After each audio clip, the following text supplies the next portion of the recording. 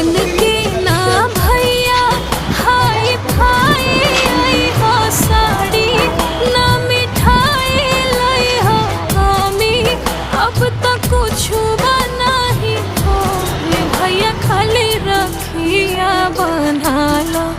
आके अपना कलैया हमरा कुछ न चाहिए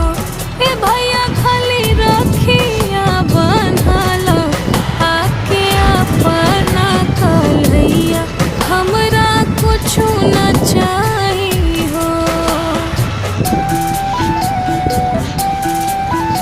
चलो दीदी आओ लाला